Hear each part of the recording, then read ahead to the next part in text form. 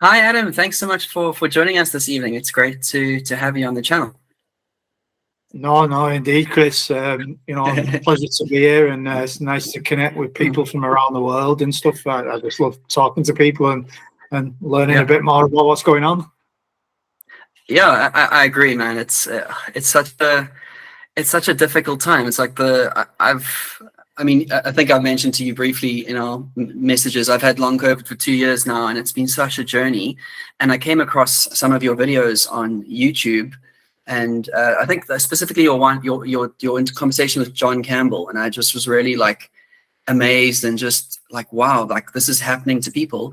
I suspect I may have a vaccine injury. I'm unable to kind of prove it, but yeah, I would just love to start off by saying thanks for joining, and please go ahead, introduce yourself, and just tell your story. Yeah, like what led up to your COVID, yes, not COVID infection, but your injury that you're now dealing with. Yeah.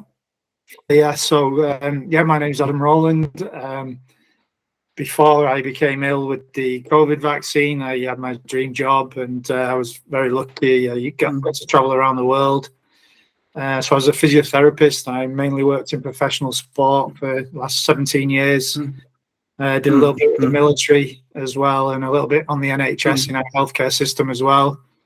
Before the pandemic hit, I was working in the USA on the PGA Golf Tour. Well, working as a contractor to some high-profile golfers.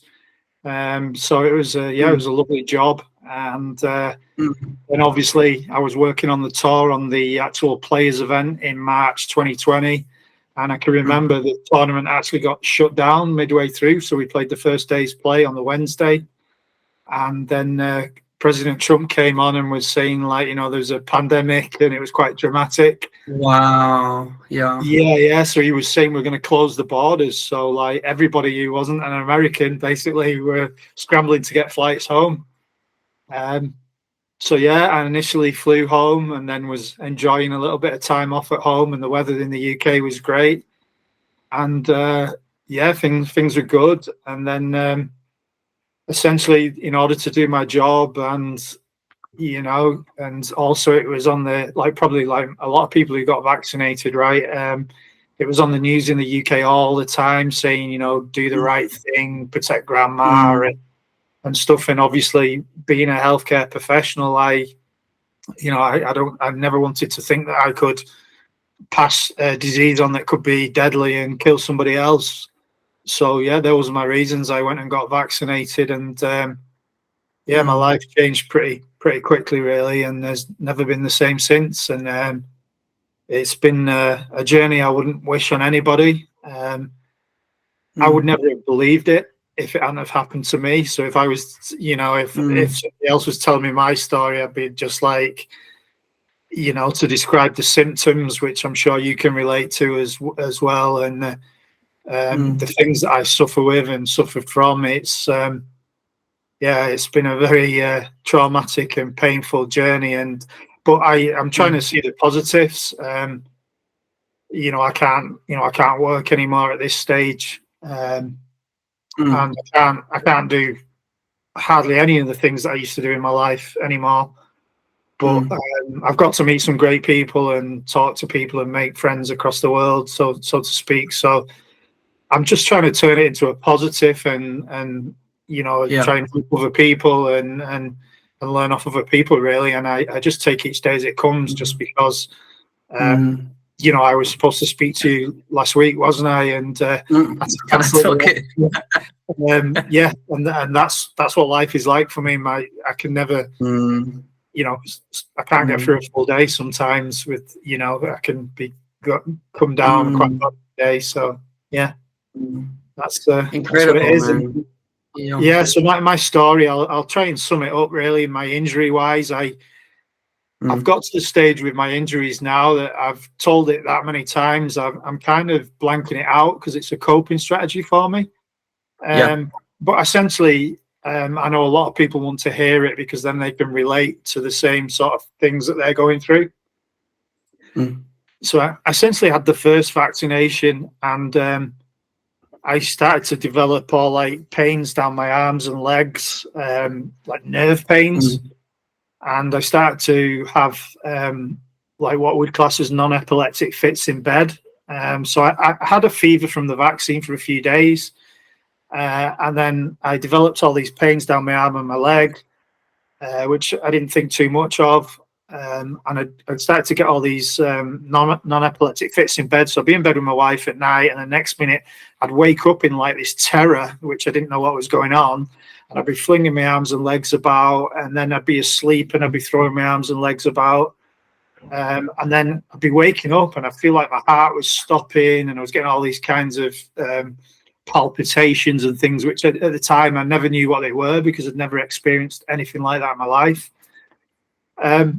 So the fatal mistake I made was I didn't realize it, but I just phoned up my doctor and I told him what was going on, and I couldn't get a face-to-face appointment because everything was locked down. And he said, "Oh, it sounds like you're having nocturnal panic attacks and you've got stress and anxiety." So, I'd never had panic attacks in my life, so I didn't know what they felt like. So I was just like, right, yeah. And it turned into pretty much a week or so later, it turned into this insomnia, which I literally could not sleep. My body just in this fight or flight mechanism. Wow. And I noticed one thing which I remember now, but at the time I didn't. I used to take what's called heart rate variability because I used to do a lot of training and I was very fit. And my heart rate variability doubled overnight, which was just crazy. It went from being really, really good to being terrible, and it's never recovered. And then basically, I got told it was stress and anxiety, and told to go on a bunch of antidepressant medication to try and stop these panic attacks. So I had to take a month off work while I was trying to take, because I was just in such bad shape. I couldn't sleep and I was getting all these symptoms. So I took a month off work while he was taking these tablets, and they just tend to make everything worse. It was like someone was throwing like petrol on me. And my symptoms just started getting worse and worse. So I passed out a couple of times. I was getting really, really dizzy and felt all these strange symptoms in my heart, which I didn't know what they were. So I was back on the phone to my doctor, and he was just like, right, we'll try and order you an ECG. I didn't get that. And then the mistake I made was nobody connected it was the vaccine. And then I went for the second vaccine, and that was like the nail in the coffin for me, because I pretty much had a few episodes, but my first episode was I was back in work at this point. I'd had a graded return to work, and I was working for a professional rugby team, and it was one Sunday evening, and I'd just been working on the computer doing some work for the next day, and I went to stand up, and I was like, went like I was going to pass out again, and then the next minute I had the worst crushing pain ever in my chest. Sweat started pouring off me. It was down my arm into my neck, and I was struggling to breathe. And I was really felt like the only way I could describe it is I thought I was going to die. So I think it was my brother. I don't think I was even capable of phoning an ambulance because I could barely speak. And they basically took me into the A&E, into the hospital, and they said the same thing as the GP. So they just ran a bunch of tests, did my troponin and a full blood count, and put me on an ECG and said, everything's looking all right now. We think it's like stress and panic, like your doctor said. And I was just like, whoa, this doesn't feel like stress and panic. But they were like, you really need to get some psychological help kind of thing. So I was just like, I'd never experienced anything like this in my life. And then about a week or so later, I phoned up an ex-colleague who's a cardiologist. So we used to have cardiologists that used to screen the athletes' hearts and things. And I just phoned him up and I said, will you do me a favor? I said, I've been having all sorts of weird things and problems in my heart since way back in February. This was May time now. I said, and it's getting worse and worse. I said, I've just had the second vaccine. I've had constant chest pain since. I said, I've passed out twice. And I said, I had to go to the hospital like a few days ago. I felt like I was dying. So he said, yeah, I'll put you on a 24-hour ECG. So I drove up to the hospital, got a 24-hour ECG, and then he phoned me a couple of days later and he went, oh, actually, your heart's going into ventricular tachycardia. It's going into VT. So when you're going dizzy, that's what you're experiencing. So my heart wasn't staying in VT, but it was going in there for like 6, 10, 15 seconds, then going back into a normal rhythm. Now, I didn't know too much about it, but VT is potentially, it causes sudden cardiac death. It's to do with the ventricle chambers in your heart, and they basically, they don't allow for the chambers in your heart to fully fill with blood, and they're basically quivering, going really, really fast, so you're not getting enough blood pumping through your body at that moment, and that's probably why I was going dizzy, my blood pressure and stuff. So he basically said to me, if this keeps happening, you need to go straight to A&E. It's not something, until we find out what's causing it and stuff, it's not something that you can, just sit at home with. And I said, well, I've not been. And then I had another episode a few days later, and then he ended up showing them this ECG that I had, and they took it very seriously this time. And they kept me in hospital on acute coronary care unit. I wasn't allowed out of bed for a week. And they basically, I told them, I said, all this has happened since the vaccine. I said, it must be that now. I said, I've been thinking back, I've not been well since February.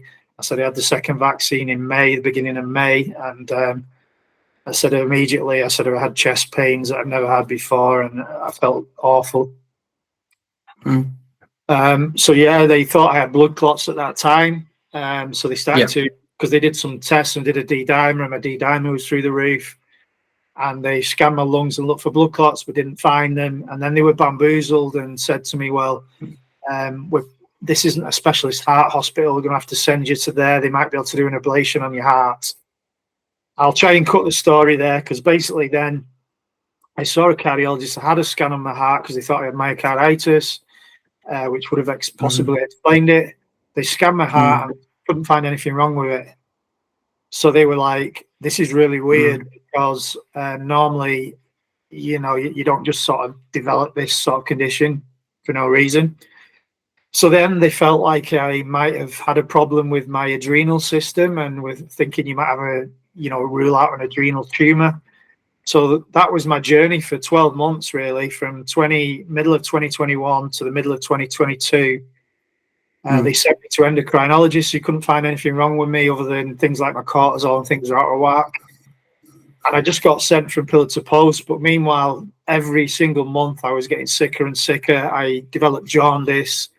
I had all these face rashes. The fits were getting worse, where I couldn't lie flat in the bed. I was basically fitting like 15 times a night. At my worst time in October of 21, I wasn't sleeping for 5 days at a time and starting to hallucinate, because as soon as I tried to lie down to sleep, I'd get one of these fits and stuff. So I remember getting a taxi to my doctor's in about November of 21, because I was just so ill. Like I literally felt like I was dying every day. I was on the phone to my doctor, every week saying, please help me. What can you do? I couldn't explain it. I just was so sick. He took one look at me, my doctor, and just said, there's something seriously going on. I can see that. I know you, and sent me to the hospital again. I went back to the hospital, to the A&E. They just checked my heart again, and they just said, we don't know what's going on, but, we don't know. This went on for more months. I started, during this time, developed severe pains in all my legs and my arms. Like most of the people listening, I've got like fasciculations all over my body, and sometimes my muscles will just tense up and stay tensed up and then drop out. I developed tinnitus, blurred vision in my eyes. So they were sort of like the main symptoms really that I can think of at the time. And then, I just kept getting sicker and sicker. And then eventually, a full year after the vaccine, I collapsed in May 22 and don't remember much of it really. I remember trying to go to sleep because night time's a really bad time for me. My heart was going into VT again. The pains were horrific. the sweating and the breathing. And I thought, oh, crikey, this is a real bad one. This could be it. And I remember thinking, I need to get myself downstairs because when the ambulance comes, someone to open the door. So my thought process was, the last thing I remember was I need to get myself downstairs. I phoned for an ambulance. And yeah, I managed to get myself downstairs, and I don't remember anything like that. I must have passed out. And then all I remember is the paramedics being there, and, you know, I came to, and they took me to hospital. And yeah, it wasn't a great experience at hospital, really, because I don't remember. I was on a hospital corridor for round about, obviously I was in and out of consciousness, so I think it was around about a day to a day and a half.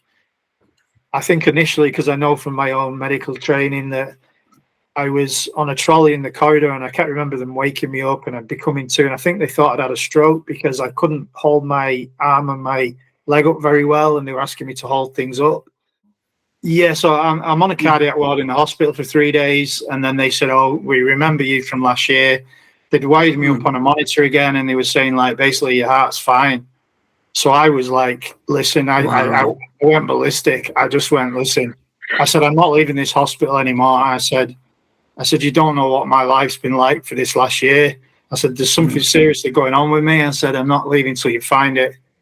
And they were like, well, we think it's all anxiety and you need to take mental health problems advice. Like, and I said, look, I said, I have. And, you know, they're saying that there's nothing wrong there and it's physical problems. So I said, look, I said, I want you to scan my lungs. I said, there's no reason. I said, I don't just collapse for no reason and my heart does that. I said, I want you to scan my lungs. And they were like, well, we don't think there's any point scanning your lungs because, you know, your heart's fine. And everything else is fine. You know, your stats are fine and all that. So I was like, just basically going like crazy at them. And then the guy turned around and went, well, okay, if it'll put your mind at rest, we'll scan your lungs. So then basically they scanned my lungs and then found that I had 3 big blood clots in my lungs. So the cardiologist that said to me, like, you know, it was all in my head, he just sent his junior doctor around to see me and tell me. And then, you know, that was it. I was transferred to a respiratory ward and I stayed in hospital for a few weeks. And then, I was put on blood thinners, and I thought then, you know, I thought that was what was wrong with me. And, you know, as soon as I got blood thinners, I thought I was going to be better and, you know, I'd be back to where I was and stuff like that. But unfortunately, I came out of hospital and I just continued to have more problems. The chest pain was horrendous. I still couldn't lie flat in the bed. It was all just going on.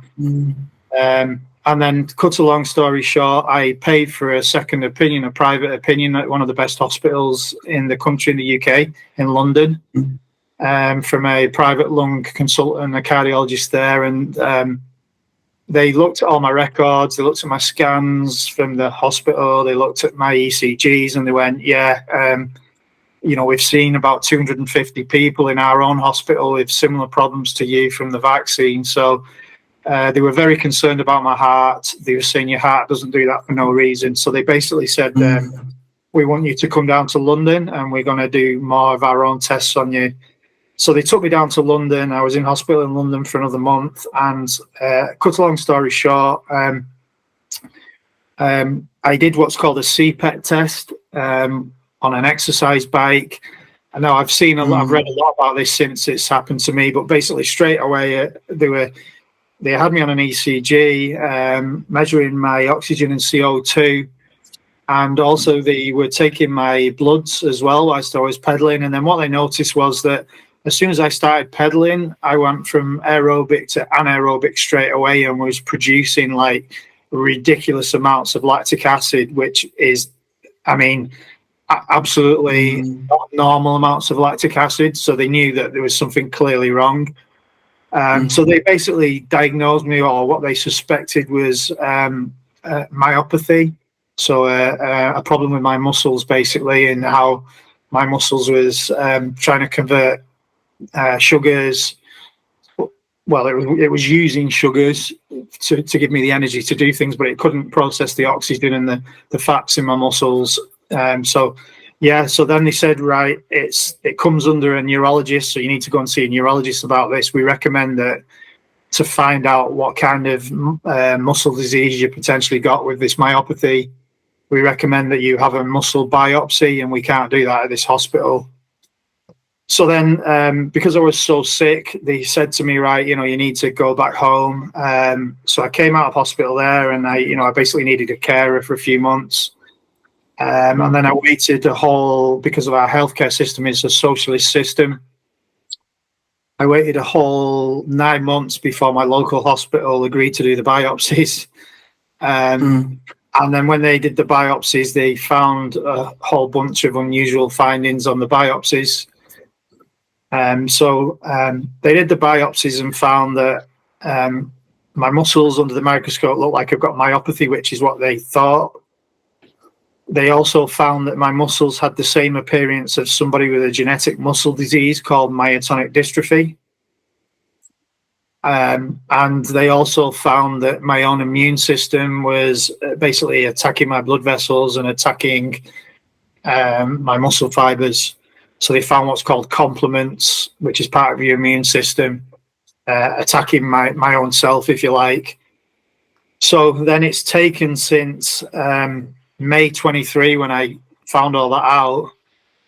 I think they were a bit shocked that, something like from a vaccine could do that.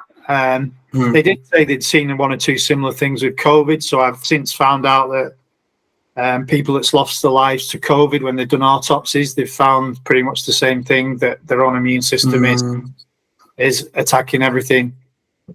So where I'm up to today in terms of that is I'm waiting for the results of genetic testing, because in theory I shouldn't have myotonic dystrophy because it's a genetic disease that's passed down from your family, and there's never been any of that in my family. They did say, though, it is actually possible that the vaccine could have mutated my genes, so it could actually have caused that, but it's unlikely. So they've done a load of blood tests, and I'm waiting for those to come back still to test my DNA to see if I've got this myotonic dystrophy. And I'm also at a specialist muscle disease hospital in London that are also studying what kind of myopathy I've got. So myopathy is just a broad term, is my understanding, for a lot of muscle problems and muscle diseases. Now, some myopathy are really, really serious. And again, you tend to be sort of, there's two types. You can be born with the more serious ones, and then there's acquired ones, which you can get as a reaction to certain medications, certain toxins, and certain illnesses like viruses and stuff can trigger it. So with me, they seem to think it's been triggered by the vaccine, or, the COVID-like nature of the vaccine, and that's what's caused it. At the same time, I'm having tests done to make sure it's not the more serious kind, because the more serious kind, some people, it's, you can die, and, quite quickly. You can go downhill quite quickly. So again, the problem with them taking me for that is there's thousands of muscle diseases, thousands of different types of myopathy, I think, is what, in my understanding. And they only know of so many of them, so they can see a problem that things aren't working properly, but they might not necessarily they might not necessarily understand or have seen that kind before. So from the back of that, I've been trying to get treatment, sort of battling our system in the UK. It was suggested to me by a number of consultants, haematologists that I'm under, and other consultants, that I might benefit from something called IVIG, because they'd sort of been reading about this in other countries and stuff, and also because it's my immune system. But unfortunately, I'm told I'm not eligible for it. The UK government don't want to fund it for me because in the UK, like, obviously medications, certain things are licensed for certain conditions, and on the textbook, my conditions that don't fit the ones that it's licensed for, and because it's an extremely expensive medication, the government won't pay for it. So I've been advised to go on high dose steroids and immune drugs, but I haven't started to do that yet. Been on high dose steroids before because I've had, I forgot to mention, I've had pericarditis twice and it's turned into, and I've also just had an invasive angiogram and some invasive tests of my heart. When did I have those? In March. So I've also got, I've got small blood vessel disease all over my body. So it's like my kidney function isn't great anymore. When they did a V scan of my lungs, all the small blood vessels are all blocked up on that. And I've got microvascular angina to my heart. So the microvascular blood vessels that supply the muscle with the oxygen and stuff to function, they're just not dilating and I'll potentially block again. And then they think that I've just got this chronic autoimmune perimyocarditis kind of reaction of my heart. So that's why I suggested the steroids again. But since I've been doing all this, since I came out of hospital, a lot of people probably relate to this, but the number of medications that they tried to put me on and that at some stages I've tried, you just wouldn't believe, the amount of medications. And when somebody's had a reaction off a vaccine, I'm very I'm very concerned about taking lots of medications. I want to sort of get better and the side effects of all the medications. So essentially for the last 18 months almost, I've tried to do it completely or as natural as possible. And I've been studying, I've done a bit of basic nutrition qualifications prior in my old job, but I've been sort of studying that a little bit more. And I'm working with some really experienced nutritionalists and sort of functional medicine kind of guys. And trying to use the supplements and trying to improve my health that way, really. But unfortunately, I sort of listened to your story a little bit, Chris. I don't know it fully, but I noticed you were on the blood thinners. So obviously, I've had to have blood thinners, and they don't want me to ever come off the blood thinners because I had the clots. But it's something that so I want to try and do things as natural as possible. But it's just tricky because I've lost so all my muscles have wasted away. So I used to be like my weight was 90 kilos and I'm now 71 kilos now. And I've got chronic fatigue and that kind of stuff on top. So I just struggle with a lot of things, really. Yeah. But I want to try and get my health as good as I can. Wow. So thank you for sharing that. That was quite a story, man. So I mean, that total length of time is what, 2-3 years to figure out everything.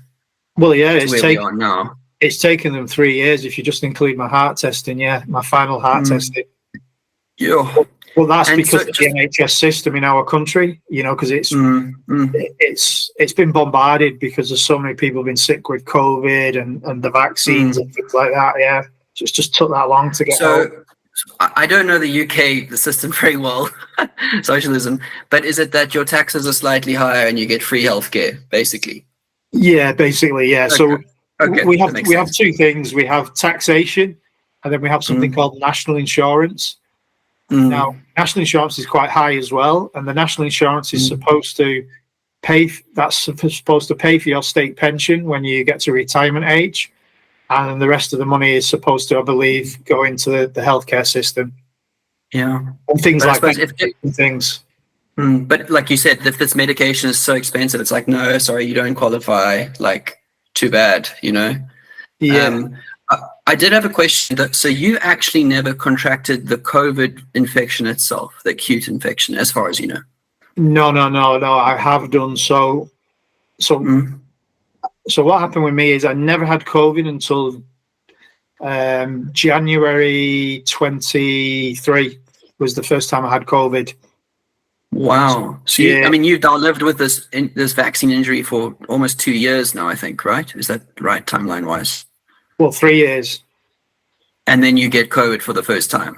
I got COVID after 2 years for the first time. Yeah. Wow. Did you find that made it worse, or that it was kind of like you didn't really notice it, like a flu kind of passing by? No, yeah. So I didn't think COVID was too bad for the acute phase. So compared to how ill I felt anyway, I expected it to floor me, because I've also got a depressed. I'm immunodeficient now since the vaccine, so I've got depressed immune function, and which is probably like a lot of us. And so it initially like gave me like muscle aches and a fever for a few days, and I thought, oh, this isn't too bad compared to what I was going through. But then what happened? It's since made my heart a lot worse. So I actually then, because I was getting so desperate and not getting any treatment last year in my own country, I did a lot of fundraising, and I raised a lot of fundraising money, and I went to the USA for stem cell treatment. And whilst I was in the USA, I don't know whether I never got tested, but I think I caught COVID again in the USA because I was basically bedridden in the USA because I was advised I shouldn't have really flown. So the doctors in the UK said I was fit to fly. And when I got to the doctors in the USA, they were like, you should never have flown. You should have been on full oxygen and everything. Because the moment I landed in the airport, I was okay. I was ambulating and I was getting my bag, but I got off the plane and I was so breathless. It was crazy. And then I remember going from the airport to where I was going to stay, and I thought I was going to have to go to A&E again. It was like there was an elephant on my chest and I couldn't breathe. And then, I then went and got the stem cell treatment, and I went even further downhill, and I was basically bedridden in the US for the majority of 2.5 months. We actually, at one stage, my MP, my politician, got involved, and I contacted the embassy in the UK because we were thinking I needed an emergency flight back if my health didn't improve. So, yeah, I ended up in the hospital a few times in America as well, yeah. Wow. That is such a story. Is that like the journey is just incredible. I've only been, I guess, working through this for 2 years, so it feels like a tiny amount of suffering compared to your story. Tell me, sorry, the flight, is that the altitude that is why it's risky for your heart? The pressurized cabin, or is it just the exertion of doing that whole trip? Yeah, I think the concern is because of the oxygenation, because I've already got this like angina kind of thing with my heart, and also because I've got this small blood vessel thing, you know, in my muscles and my lungs and everything. So basically blood doesn't get everywhere as good in me, which is probably the same with a lot of people with COVID, right? So I think they were just concerned that it might trigger a heart attack or something. So when I actually got to the USA, they made sure that I got an oxygen concentrator and wouldn't let me travel on a plane, or, well, they suggested, you know, that if you want to travel, you need to travel with oxygen. So I actually got one, and on the flight home, it was lucky that I had it because my oxygen was dropping to like, I think it dropped to like 85. It might have dropped. It's normal to drop on a plane a little bit, but I was getting a lot of chest pain, so having the oxygen really helped. Yeah. Wow. Are you allowed to share the brand of the vaccine that you got? Yeah. I've got no problem sharing it. I have okay, cool. 2 of the AstraZeneca. Yeah.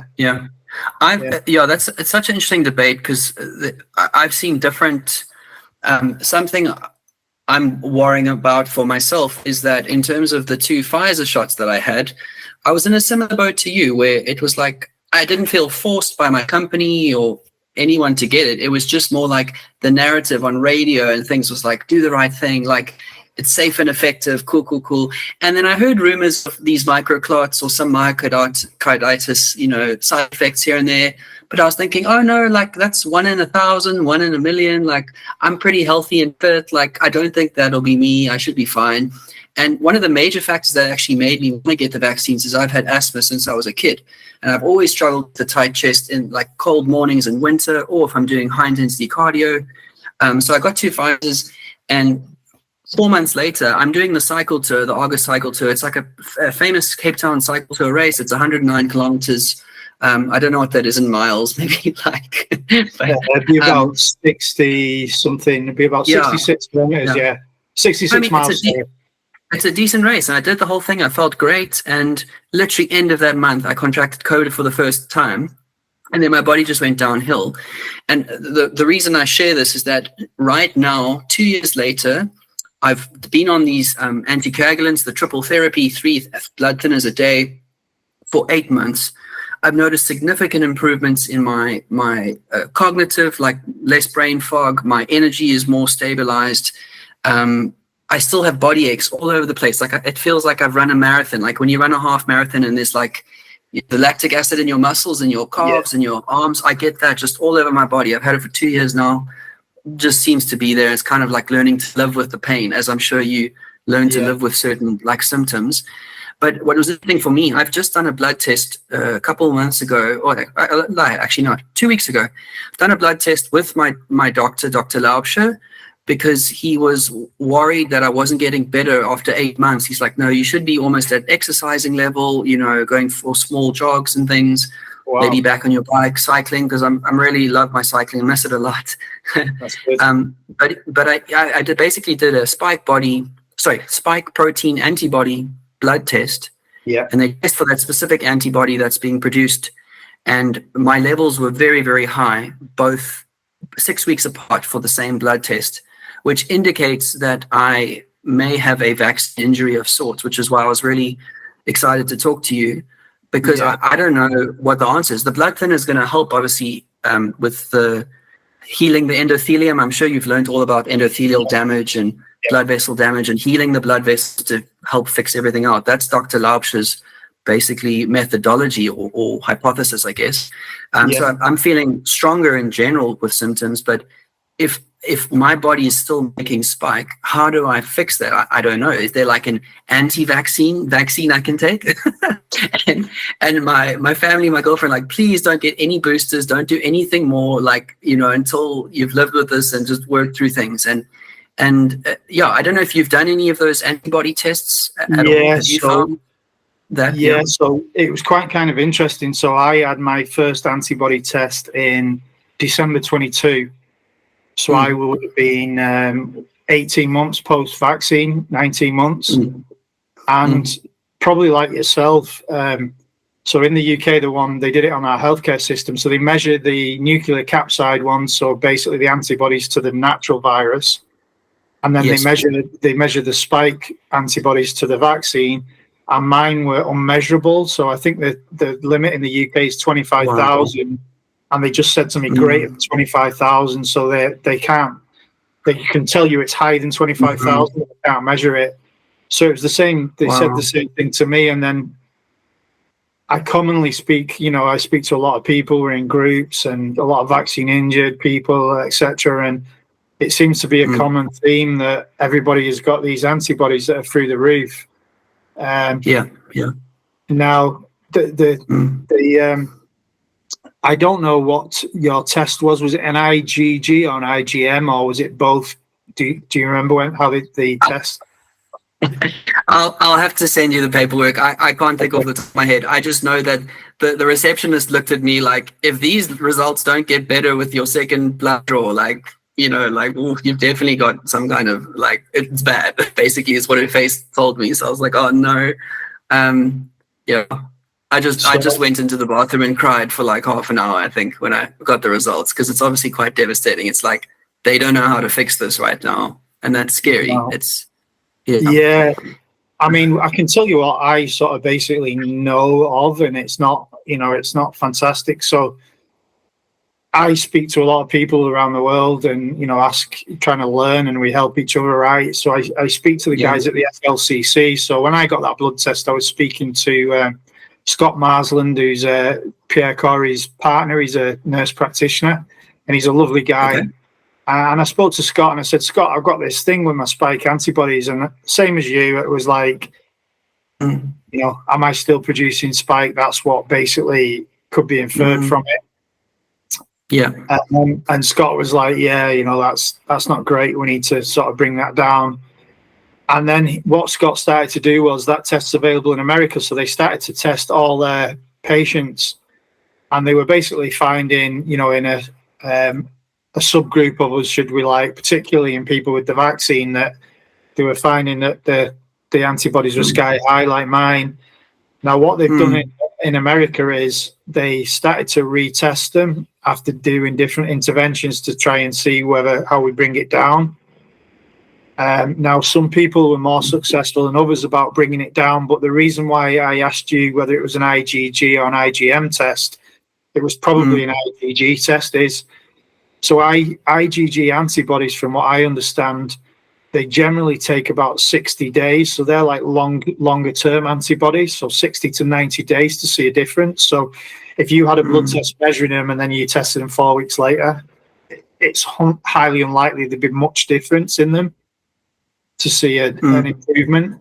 So what they were doing in America was, all the spike protein protocols with the natto kinase, curcumin, NAC, those kind of things.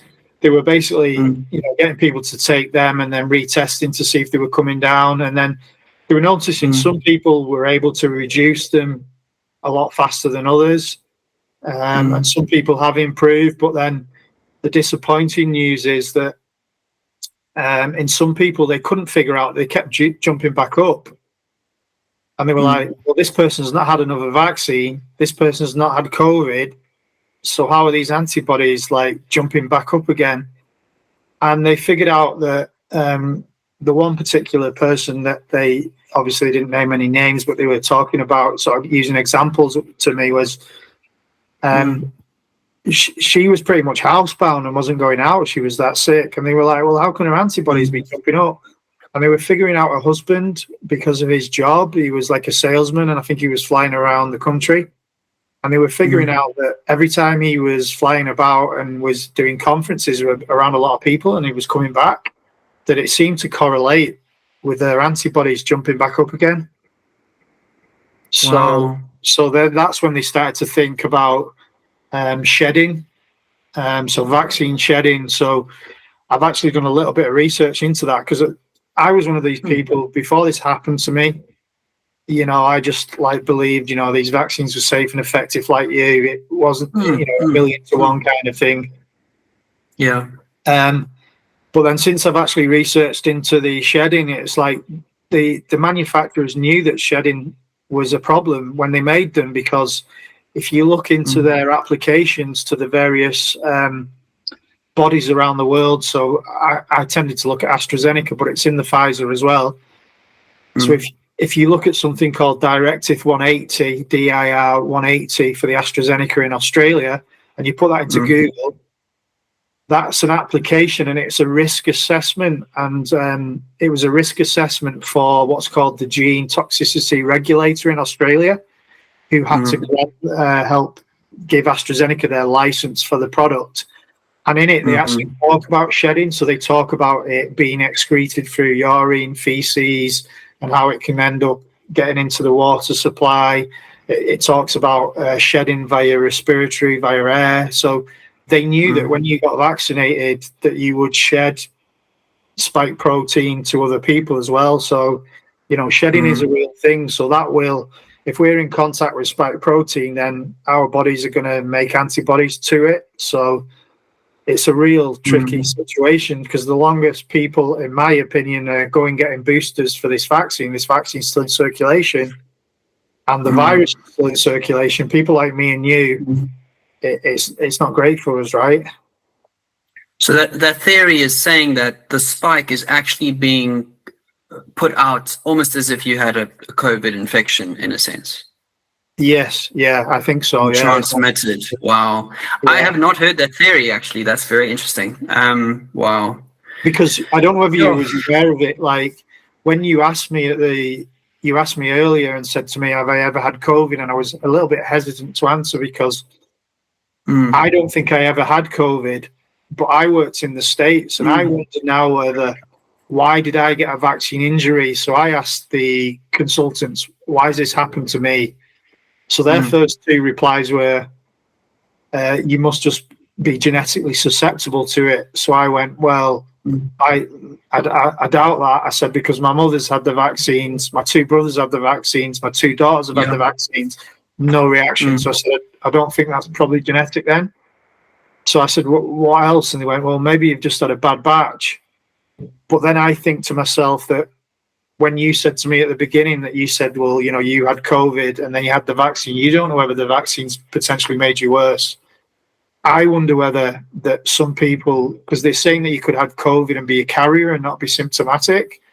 So I wonder that the people like myself who's got a really ridiculous antibody level, is it, like you said, is it because I've been genetically programmed to keep making spike, or is it that I had COVID, I never even knew it, never even needed the vaccine, come along and had the vaccine, and then it's just thrown layers on top of layers, you know? Yeah. Yeah, sure. It's so difficult. It's funny. In the first stages of my long COVID, I knew it was. Well, I didn't know what it was. I got to the point where I figured out it was a post-viral fatigue syndrome of sorts. That took me a year just to get to that point, and I totally understand the going home in tears and just like my HR has spoken to me. I'm struggling to be at work like every day and maintain just a job and earn a salary. Like I'm on my own. I don't live with my folks or anything.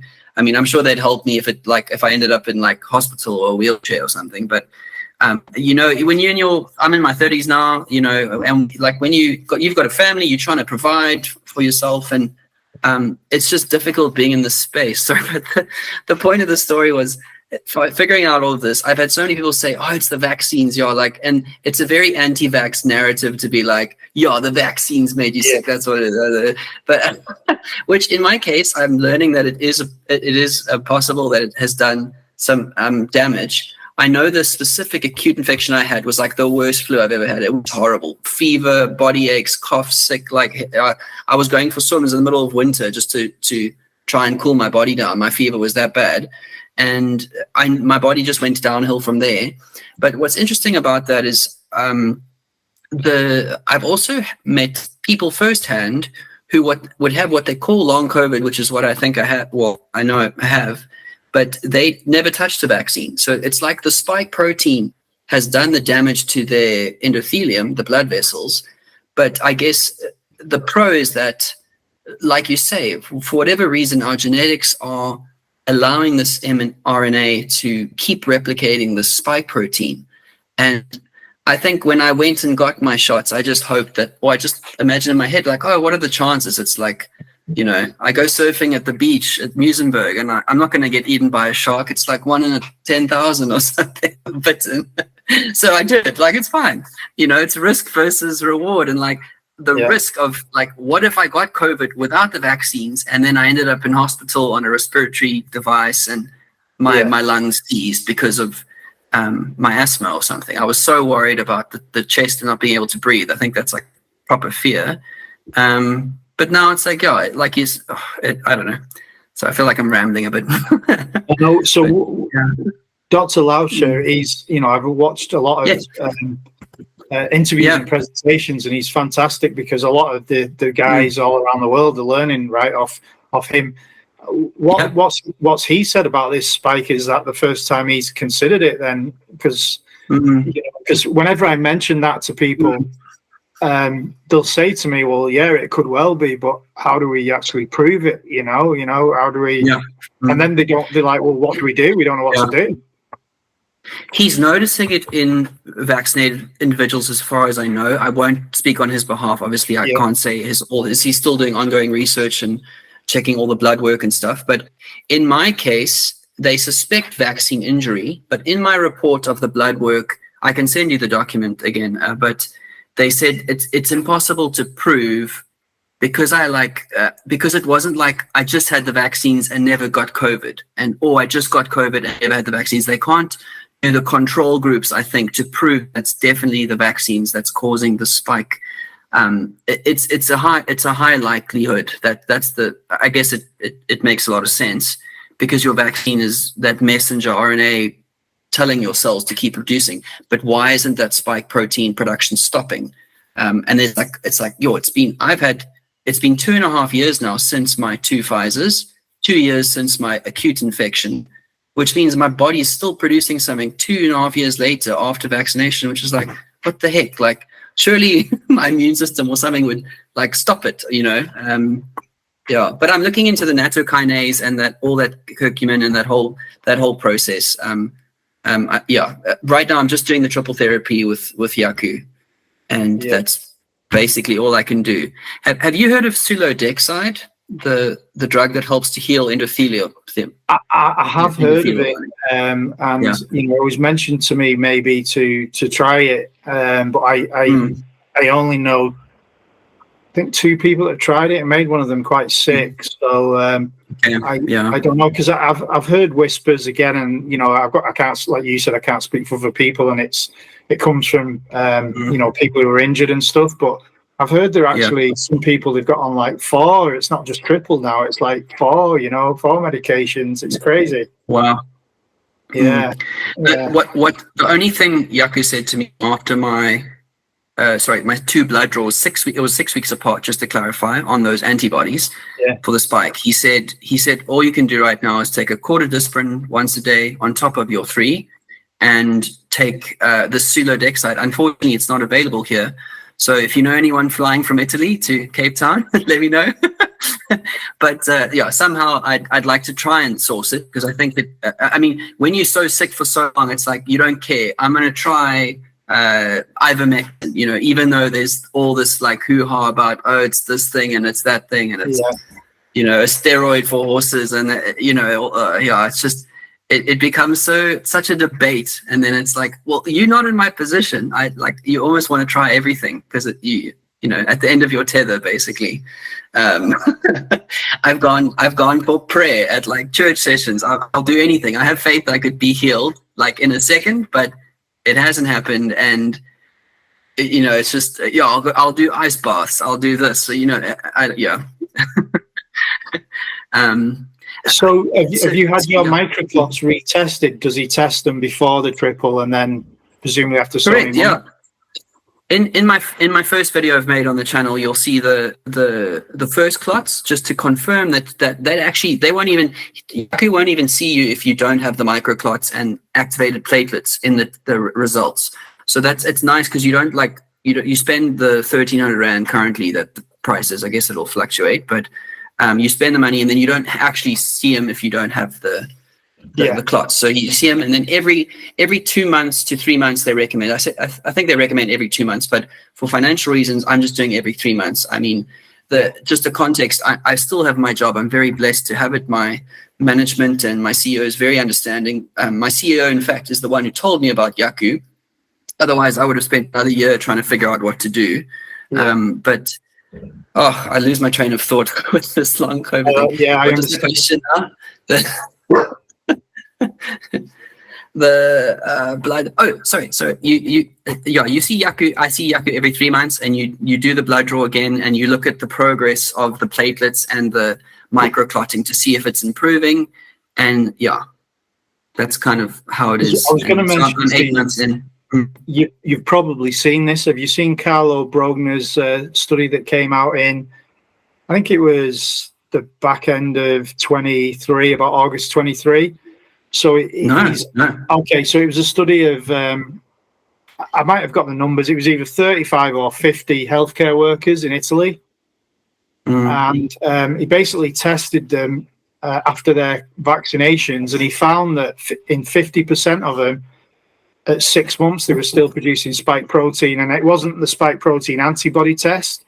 He was actually measuring actual spike protein, and he said they were still producing it, and he could say it was from the vaccine at 6 months, at 50% of them. And then what happened was the study stopped. Now, I've tried to ask why the study stopped, because one of the authors is actually in a group that I'm in. And he said that they ran out of funding to continue the study to see. And then I listened, and they're supposed to be publishing another study, but it's in peer review. So it is kind of concerning, really, that, that in 50% of people, potentially, that they're still producing this thing.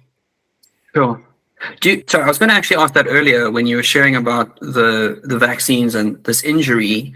and people not knowing what it is, and then you feel gaslit because they're saying, "Oh, you're just having a panic attack, like take some antidepressants or something." Yeah. But do you have an idea of the ratio of what the chances are of you getting this? I mean, I don't know the Pfizer value. I don't know if it's 10% chance or, something. Yeah. So yeah. Yeah. So we've got to be careful, because like the trouble with trying to work out the true ratios are, you can only really go off studies to be the most reliable, because you can go off what's called in the UK, we have the yellow card system, where where people have had an adverse reaction, but then what it is it can be reported by a doctor, or it can be reported by their individual themselves, and they don't actually investigate them. So we've got all these reactions in the UK, which are horrendous amount of numbers. And then you've got the people who actually, the yellow card scheme, the MHRA, the Medicines Health Regulation Authority, and they actually admit that the figures could be between 10 and 98% underreported. So it basically means they're meaningless. Wow. So then when you start to look at the studies, I know there's studies in Germany that they've done, and they did the studies for the German government, like the health ministry, and I think the figure was 1 in 800 was like a severe adverse event. But then there's since more information come out, and I've heard it could be as high as, but then I haven't got like a study to back it up. So they're talking 1 in 250 could be actually as high as that. Yeah. So 350. 1 in 250. Some saying. 1 in 250. I see. Yeah. Well, I think until proven otherwise, I think 1 in 800 is probably, we can safely say that's probably the most realistic figure. But 1 in 800 doesn't sound a lot. But then if you've got the population of South Africa or the UK, it's quite a lot of people, right? That's a huge amount. Yeah. I was gonna touch on the I guess the topic of the mental health. How do you something I struggle with every day? It's been a battle 2 years. So just to be open on the internet, it's quite scary sometimes, but I've struggled with depression since I was 21, 22. My 4th year varsity, I had a massive episode. First in my life, I had no idea what was going on, didn't know what it was. The only mention of anxiety I'd ever heard in my life was like John Mayer saying he struggled with anxiety, and that like it created him to start songwriting, basically, or created that desire, I guess. But I'd never heard of it, and I've got a history with mental health stuff. But I was wondering if you are open to just sharing how would you encourage others? Like, how do you find hope when you are feeling down and discouraged and a bit hopeless, like on day to day, when you're trying to find out answers? Well, first of all, I'd like to, just like you, and the reason why my GP thought it was meant, panic attacks, because I'd had a serious depression when my father passed away in 2014. So I felt, I got really, really depressed, and it was a real bad time for me.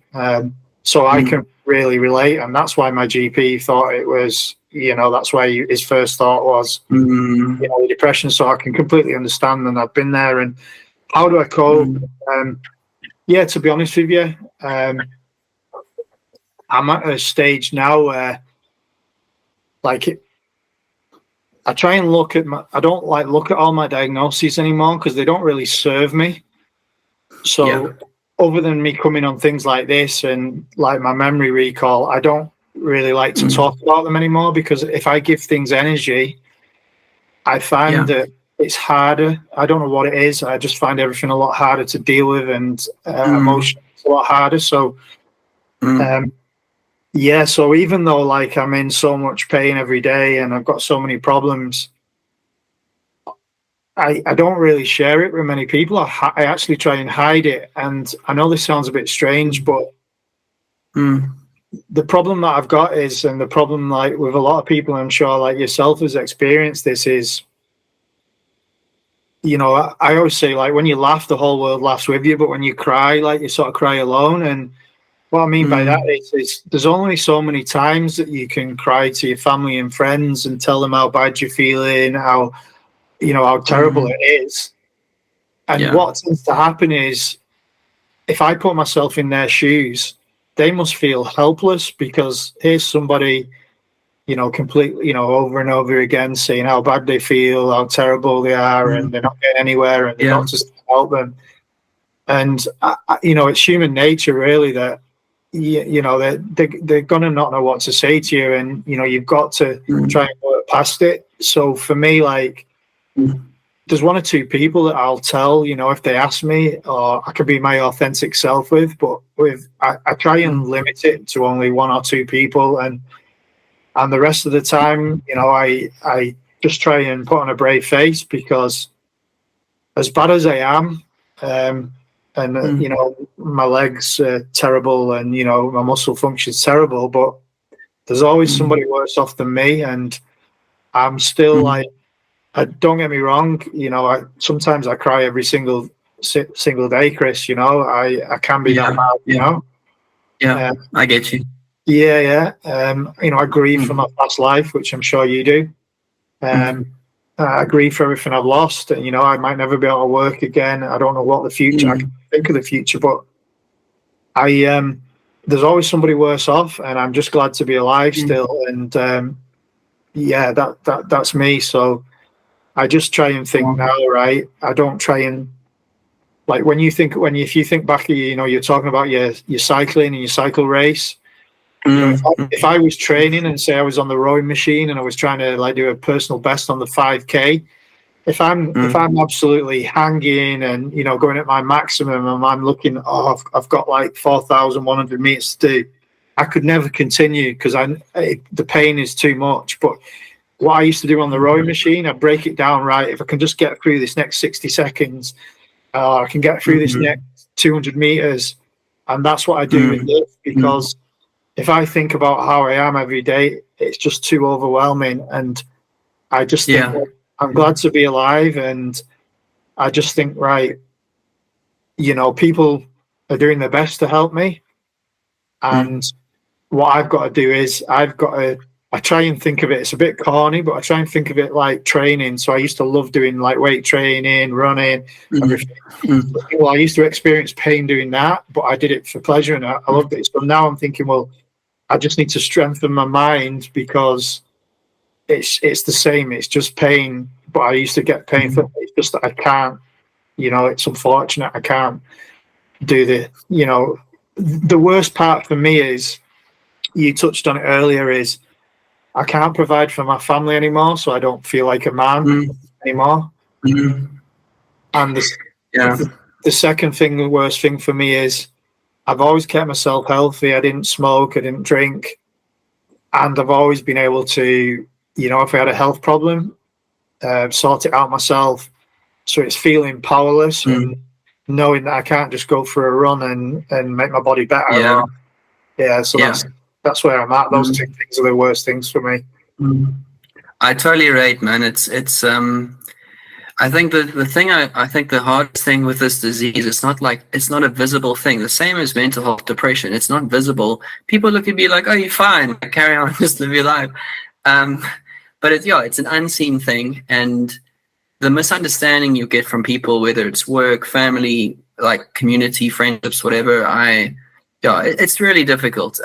One thing I kind of struggle with the most, I'm not married, I don't have kids, but it's definitely caused, I guess, first a strain in my relationship. I have a girlfriend and she's amazing, but there are days where it's hard, because it's like we started dating, 6 months later, I get this infection. It could be the vaccines just after we started dating, but now it's like, most weekends she's looking after me, and that weighs on me, and I think as men, we have that mentality, not like we have to be the leaders of the home, but we want to provide, we want to look after our partner, and it is a team effort. And I feel like I'm like the half of the team that's just like dragging along, trying to just get by day to day. So I totally relate to that, man.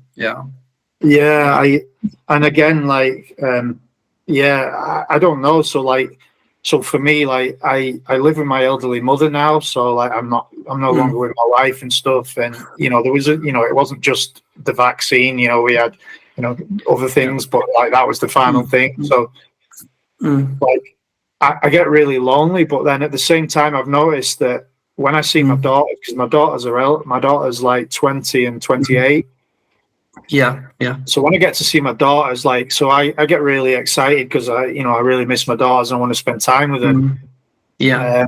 But then, sometimes I'm in absolute agony when I'm seeing them. But then, you put on a brave face, and then I notice I come away, and it's such an emotional thing for me that I virtually nearly every single time I'll either cry in the car on the way home or I'll cry when I get home, and it's like, wow. I find it really difficult, and I find it really difficult being on my own. But then I do appreciate your scenario because I'm so sick that people that have so when I was in the US, I lived with Michelle, who was a nurse who looked after me, and she saw firsthand how sick I was, and I don't think she even was prepared for it.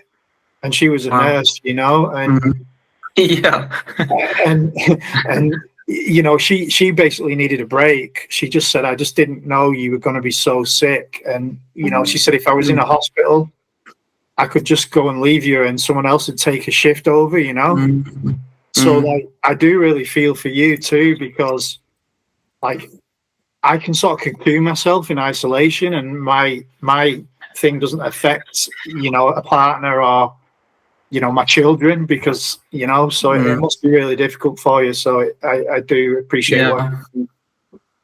Yeah, thanks, Adam. I really relate to that loneliness thing. I think I've always been a extrovert. People know me. Like, I love being around people. If you saw me in an office environment or in a group of friends, like, I love making jokes and just making people laugh and having a good time and encouraging others. And I think that's the hardest part of this disease, is the isolation, the loneliness. I was very involved in a spiritual setting. I was very involved in my church, and that helped me, give me a sense of purpose, having small group on a Wednesday and maybe serving in the band or just in general on a Sunday. And I haven't been to church properly in 6 months. And that's I managed most weeks. I can try and have enough energy after work, or if I worked a half day, to go to small group, just to have some kind of personal connection. And just like you, when you see your daughters, if I've just gone to small group, I'm like, man, makes me emotional. Sometimes I'm like in tears just coming home from a small group, because it's like, man, I saw some friends, and like that like just gave me enough hope and encouragement just to like get through the week, I went to a 4 p.m. service on Sunday for the first time in probably 6 months. And it was like, wow, like I'm around people again. Like most weekends I've just been in bed. I really try my best to get to work every day just to keep my job. I'm at the stage where I'm out of medical leave, unpaid leave, any leave I take, so it's like, it's incredibly difficult. And I imagine in your situation, you can't even work. You don't have that, capacity to even go to a job. So it must be even harder. Yeah. And so, sorry. No. I'm just saying, I admire you so much, because I don't know how anyone could work through this. I don't know how you're doing it. So, I mean, it's not easy. No, well, I know it's not easy. Yeah, I just don't. I couldn't comprehend it. So it's amazing that you do that. So well done to you. Yeah. The other thing I was going to say is, this sounds a bit cheesy, but when you ask me how do I cope, what I would say is important is find your tribe. So what I mean by that is, I've been really lucky. I could say I've found a group of people in the States who I study with and like nutritional things with, and they support, some of them aren't injured, and they support people with long COVID and vaccine injury. But what they do is they're all really positive people. So what I find is a bit like you in your church scenario, that I find these people lift me up. And I used to find when I used to do my training, so when I was into my fitness, if I wanted to be fitter, I found the best way to be fitter is train with someone who's better than me. and Yeah. I would get to their level quicker than if I trained on my own or people with a similar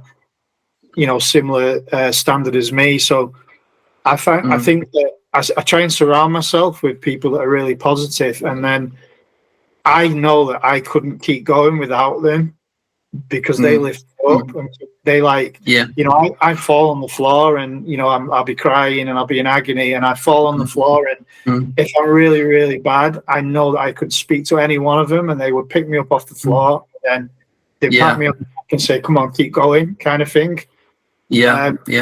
So I would say that that's really bad, and this might really important, but this might sound really bad, but one thing I'm not strong enough to deal with is I'm in quite a lot of vaccine injury groups, and I see a lot of people going through the pain that me and you are going through, and they'll put on, about their symptoms, how bad they are every day, and how they unfortunately, wish they weren't here anymore because of the suffering, and I can completely relate to that.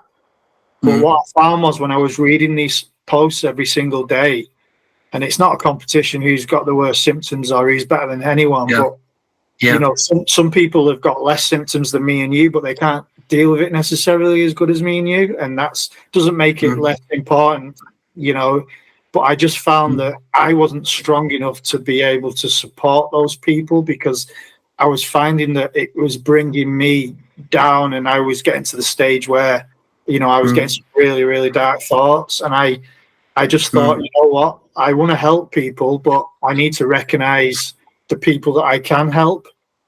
And I found the people that who unfortunately are in that place where, they're suffering so much every single day, but they can't fake it for a little bit, or they can't fight it for whatever reason, which I've been there. So I don't judge people, but I just realized that for me, I'm at that period. I need to take myself away, and just the people that I can help. I can help so many people, but I can't help everybody. And I can only talk so much about our symptoms. Otherwise, if it's difficult for me here, it's difficult. So I just tend to blank things out.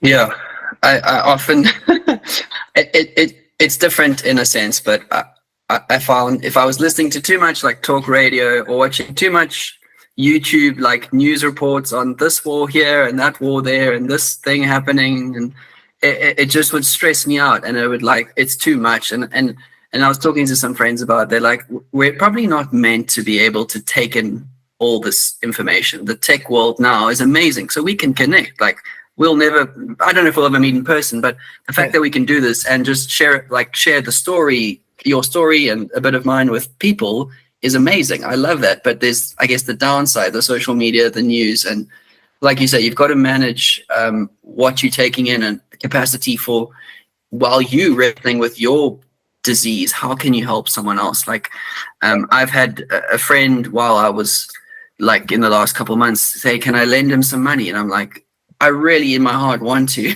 but I actually am living on my credit card and paying that back month to month, fighting every month just to survive. And I really want to, but I actually am in a really tough space, even though I seem happy and fine on the outside. It's like behind the scenes, people don't understand how hard it is. I'm lucky just to work. I think a lot of long COVID people can't even work at all. And then you're living on your savings. You have to move in with your parents or a friend to help you for a period. And it's also an unknown timeline. It's not like broke my leg, I'll wear a cast for 6 months. This is like, when is the spike protein antibody thing going to be sorted? When can we stop that? When will my endothelial lining be healed completely? Will I be on blood thinners for the rest of my life? I don't know. I hope not. Is there anything else you'd like to say in closing with anyone? What else you would encourage others with if they're walking this journey, vaccine injured or long COVID or chronic fatigue? I mean, I need to be a little bit careful, as in, so on social media, on Twitter, I don't go on there so much now because of like my health has sort of, like I say, got a little bit worse, but I'm quite forthright in my opinions, and the thing with Twitter is because it only gives you so many characters, it can come across, you can take things the wrong way. So out of context, and I am quite I am very angry, because the reason why I'm angry is, I'm a little bit naive maybe, but I thought I took this vaccine in good faith and it was safe and effective. But when it's gone wrong, like, all the gaslighting, it's been pretty traumatic what's happened. And, I thought that people would want to research us and want to, really go out of the way to help us. And we're actually censored in the media. And, that's another story I could tell you about in the UK. So I'm quite angry from that perspective. But what I would say is, you touched on it earlier when you said to me that, you said that you'd had the COVID and you don't know whether it was, the vaccine could have made you worse. But then everybody, like you said, you get other people saying, oh, it's the vaccine to you. And what I would urge people to remember is, like, that doesn't help people like me and you. So I'd just like people to just be a little bit more just careful in what they say, because I do think that this big vaccine injured conspiracy, and I don't say conspiracy lightly, because, like I say, how I've been treated, I'm quite, upset. But I think when people are going so bad about the vaccine, then I think it could actually be stopping some of the research into long COVID. And I do think there's like some sort of political thing behind all this. And I just want people to be like, myself included, I think we just need to be like, there are some good people trying to help us. And, it's just trying to articulate ourselves right, because until we do more research, we just don't know, do we? Sure. I also have those days where there's that anger and this, like, it's almost like I've had these moments of inner rage, and I'm like, whoa, like, where is this coming from? Like, I mean, I'm meant to be Christian, like at peace with life and the world and people. And some days I'm like, why did this happen to me? I often think of it as I've grown up in not grown up. I've gone in the career path of industrial design. So the company I work for, actually also related to what you've done in some golf stuff. But anyways, the point, as I was saying, is from experience with as a designer and ordering parts. Say I design a little machine part. This is maybe years ago or whatever, and a company would send, say, 100 parts, or I'd say it's 100. And so what I'm getting onto that here is that when you order anything in like a minimum order quantity, for example, 100, 500, usually there's a 5% or 10% defective rate, or, and so in my head, I'm trying to, what does almost help me is not to, I guess, resent this, if it's a vaccine injury or whatever it is almost saying, Chris, you, like any company would rather send the 100 and get told that 5 are defective than not get the deal at all and not ship the order. It's similar in the context of, say, you ship 1 million vaccines and maybe 100, or if it's 1,000, whatever that number is, I don't know. But say, okay, 100 people are definitely going to be injured. We're still going to ship 1 million because we're making the money on the 1 million and we want that order. But I kind of see it like in that light. I'm one of the unlucky 100 in 1 million people, or 1,000 in 1 million, whatever that ratio is. I don't know. But that almost helps me see it like, man, like I'm just the unlucky one. Like, if it's a genetic thing, if it's a blood group thing, if it's a immune thing, I don't know. But yeah, no, I agree with you. I think that's a very good way of looking at it. But what I would say to that is, like, it's not about money for me, but like, you'd like to think that the manufacturers or the government or someone would, because for me, like I've lost like so much earnings, like, and I live with my mother, so I don't know, I could end up homeless, eventually, and it's not through my own fault that I can't work. So it's like, I just feel that just acknowledge us, just look into it, investigate people's cases, acknowledge us, and then people could understand that a little bit more then, couldn't they? And that's all you want. You just want people to cling it. But and then all I'd say to people when you said to me, like, what would I say is, you're a Christian, and since this has happened to me, I do believe in like a higher power and God and stuff, because I believe I wouldn't still be here. But I would say, like, just never stop believing that you're going to get better, or at least improve significantly, because in order to achieve anything we do in life, you've got to believe it's possible. And the thing is, like, what's to say that the way the human body is, and particularly yourself, Chris, who's a bit younger than me and stuff, what's to say the human body is just so amazing, right?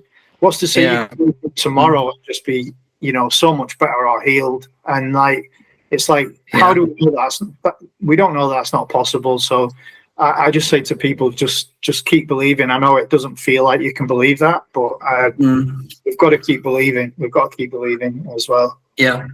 I had a conversation with a friend actually through church groups, and he says, like, it's almost like I understand the idea of not wanting to make this my identity. It's not who I am. It's not what I was, and it's not the be all end all of life. But it's such a big part of life now that it kind of has become. And he's like, he made the point is, what if you never get better? And my mom has said the same. What if you never get better? Are you going to do you want to get married? Do you want to marry your girlfriend? Do you want to move somewhere else, like live in a different country, get a different job? Like, what, and it's hard to have that perspective. Like, what if it's something I just have to learn to manage and live with? I have a close friend who has Crohn's disease, and there is no known cure for that. That is something that they will live with for their life.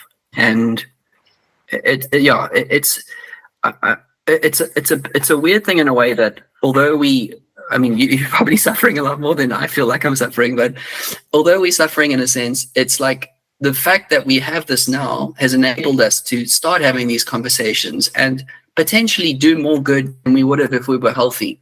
Now we're talking, we're sharing this content, we're reaching people that are maybe in a really dark place, like with a vaccine injury or a long COVID thing or a chronic fatigue syndrome of sorts. And maybe there's a purpose to it, as I think is what I'm getting to. Yeah, no, that gives me hope at least. Yeah, no, I just, like, for me, with it being a vaccine, I just want to, like, I'd like to think that, well, could you research what's gone wrong so this doesn't happen to somebody else? And also, just read, because I believe that COVID and the vaccine are pretty much the same injuries kind of thing. I think they're very much overlapping. Maybe, maybe the spike is horrible. Yeah, there's a reason everyone was so afraid of it, I guess. So I'm not doing anything. If I would be, let people research on me, probably just like you would, right? Everybody wants to. So